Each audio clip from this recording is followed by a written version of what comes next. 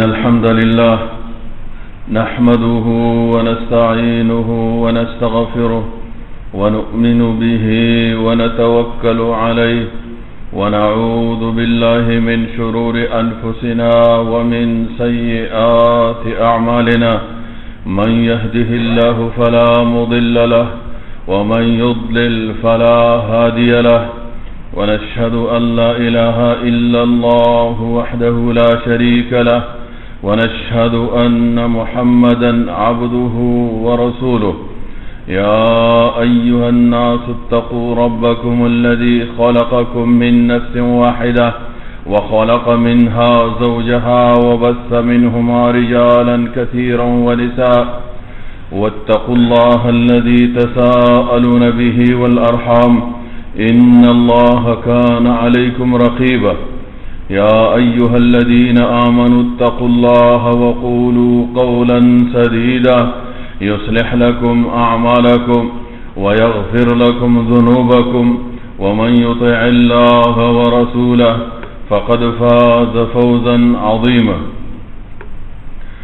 أما بعد فإن خير الحديث كتاب الله وخير الهدي هدي محمد صلى الله عليه وسلم وشر الأمور محدثاتها وكل محدثة بدعة وكل بدعة ضلالة وكل ضلالة في النار إن الله وملائكته يصلون على النبي يا أيها الذين آمنوا صلوا عليه وسلموا تسليما اللهم صل على محمد وعلى آل محمد كما صليت على إبراهيم وعلى آل إبراهيم إنك حميد مجيد اللهم بارك على محمد وعلى آل محمد كما باركت على إبراهيم وعلى آل إبراهيم إنك حميد مجيد زمان معزز ورنو بار بار ما تاسو صدا خبره کړې ده چې خطبه عبادت ده عبادت به په هغه طریقه باندې کې چې کوم منقولي نو تاسو د استومانه ورونه د ستړي ورونه تکي وهي همیشه مهرباني وکړئ د تحیت لله په شکل باندې کېنی او بعضې ورونه زه ګورم چې د قرآن شریف فرمارو دې ته تکیه وهلې ده نو دې خواشي د قرآن شریفونو نه دا قرآن دی د الله کلام دی د دې عزت او احترام پکار دی دا وړاندې شو ورغلو قبله طرف ته مخامخ کې محترم ورونو نننۍ موضوع زمونږ او ستاسې مناقب ام المؤمنین زینب بنت خزیمه رضی الله تعالی عنها حضرت زینب رضی الله تعالی عنها دا د مسلمانانو مور ده هغه بیبیانی یا هغه میندې د مسلمانانو چې نبی علیہ الصلوۃ والسلام سره ډیر کم ټیم تیر کړی دا زمونږ استاد مور بیبی ده دا حضرت زینب بنت خزیمه بنت الحارث بن عبد الله بن عمرو بن عبد المناف بن هلال بن عامر بن سعسع الهلالية. دا د هلالية کورنۍ سره تعلق لري او به د نبی علیہ الصلوۃ والسلام د تر زوی حضرت عبیدة بن الحارث بن عبد المطلب ابتدا کې د هغه بیبي و. دا بیبي چې کله ذکر کیږي په تاریخ نو دې سره د ام المساکین لقب ورکول کیږي. څوک چې دا ذکر کوي نو ورسره لیکي چې ام المساکین یو بهترین عادت په جاهلیت کې هم لره او به چې کله په اسلام باندې مشرفه شوله نو به خامخا دا یو صفت د دې خاوند و چې چیرته به مسکین مند چیرته به فقیر مند هغه سره به کومک کو هغه به اهتمام مسکین او فقیر به غته چې څونه وس به هغه نه خدمت به ولکو کومک به ورسره کو او تعاون به ورسره. حضرت زینب رضی الله تعالی عنها د دې خاون په غزوه بدر کې دا شهید شوی. غزوه بدر کې دریم کال د هجرت د رمضان مبارک میاشت چې کله خاون شهید نو د دې نروسته تاریخ دوا خبرې لیکي. یو خبره دا ده چې نبی علیہ السلام د هغې خطبه په خپله کړې ده مطالبه وکړه چې به تا په نکاح باندې واله. کتابونو دا هم تاریخ لیکلي. دوهم دا ده چې نه د دې ترو هغه ترې د نبی علیہ السلام نه مطالبه وکړه او په نکاح باندې واخست. تاریخ لیکي چې دا څلورمه بیبي وه د نبی علیہ السلام څلورمه بیبي د جناب محمد رسول الله صلی الله علیه وسلم. او اکثر تاریخونه په دې دي چې دې نکاح د حضرت حفصه بنت عمر فاروق رضی الله تعالی عنه نه وروسته وه. حضرت حفصه د عمر فاروق رضی الله عنه لور چې کله نبی علیہ السلام په نکاح باندې واخستله نو د هغې نه وروسته د دې نکاح کړی دې په نکاح باندې اخست. د دې د مناقبو دپاره دا خبره کافی ده چې دا د هغه شخص بیبي ده دا د هغه شخص او سړی بیبي ده چې په هغه وخت کې په مخ د ځمکه باندې دغه نه بهترین شخص نو افضل الرسل خاتم الانبیاء والمرسلین د ټول انبیاء کرامونه افضل او بهتر نبی دا د هغه په نکاح باندې رسیدلی و. دا خبره د دې لپاره کافی ده. علما لیکي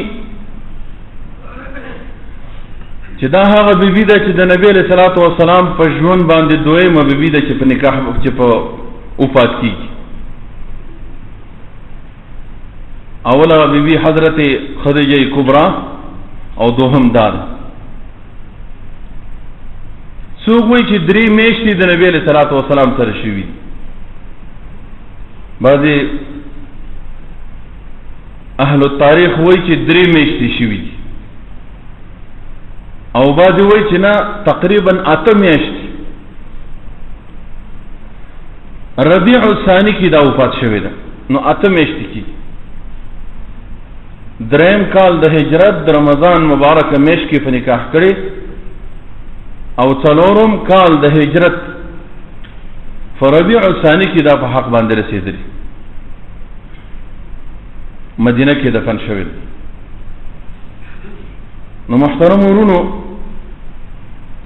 الله جل جلاله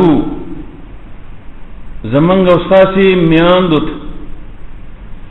او امهات المؤمنین او د نبی علیہ الصلوۃ والسلام بیبیانو ته مستقل خطاب صادری.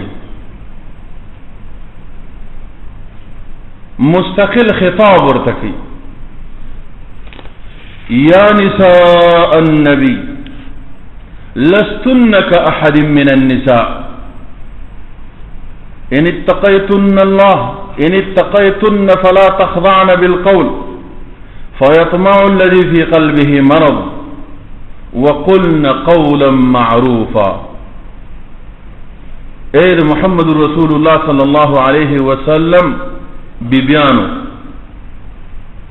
یاد لرئ چې تاسو د عام زنانو غوندې نیاست. دلته فرق لري، دا مراتب په زنانو کې هم شته، دا مراتب په رجالو کې هم شته.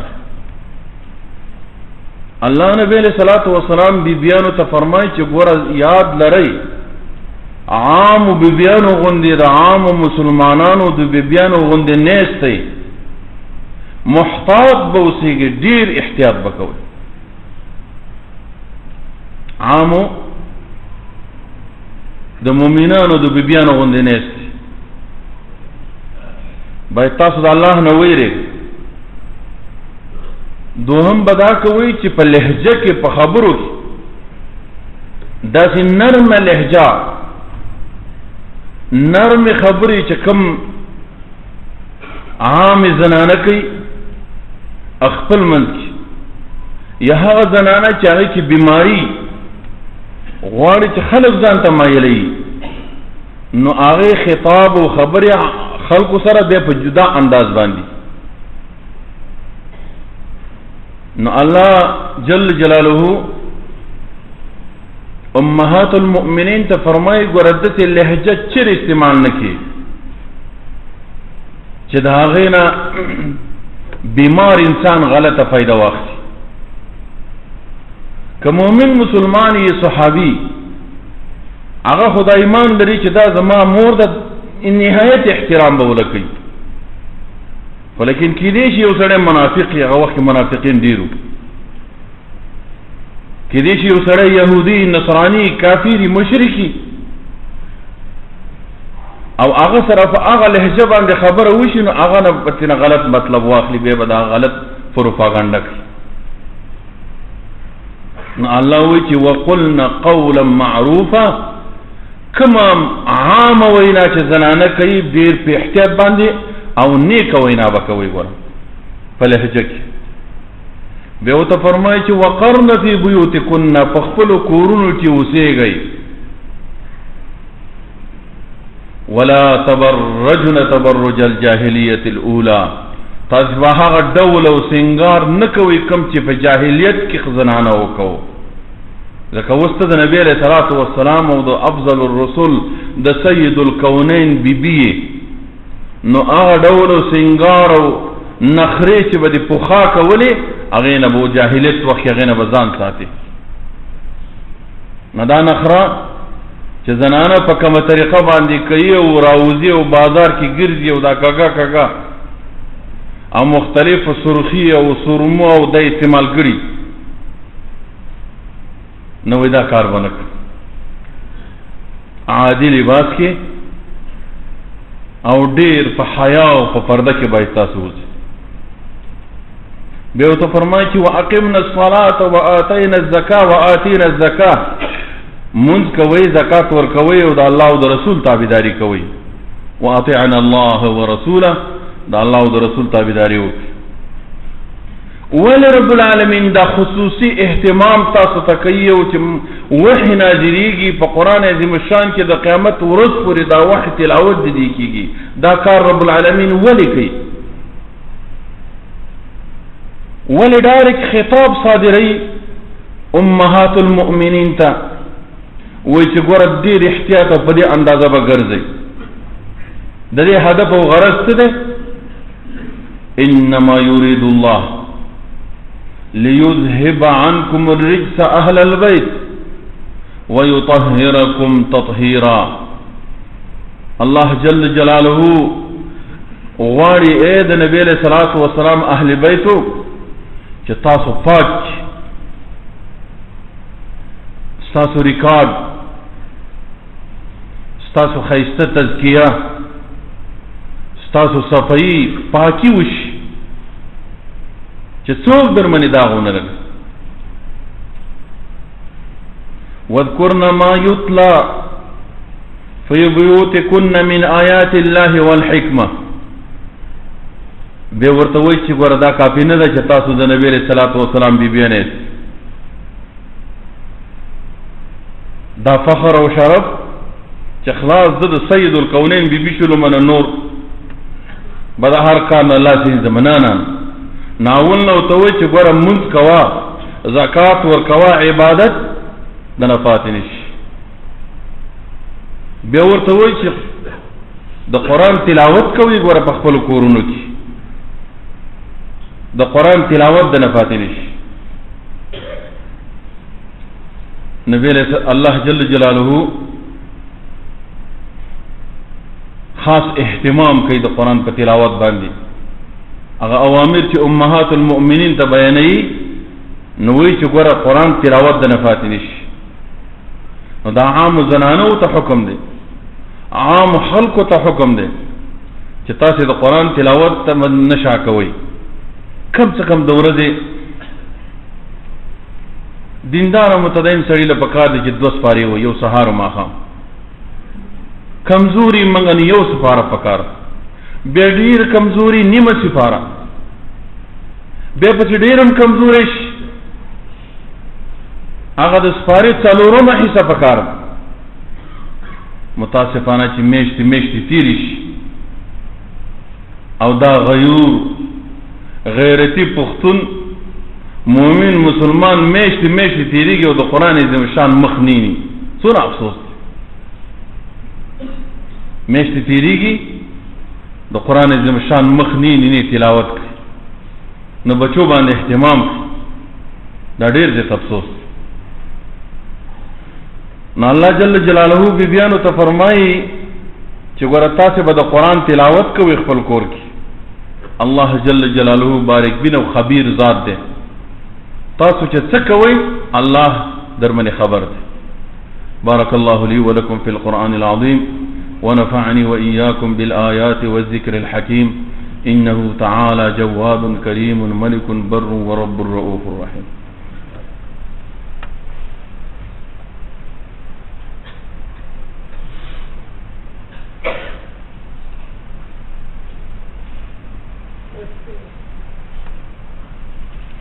الحمد لله رب العالمين الصلاة والسلام على أشرف الأنبياء والمرسلين وعلى آله الطيبين الطاهرين ومن تبعهم بإحسان إلى يوم الدين.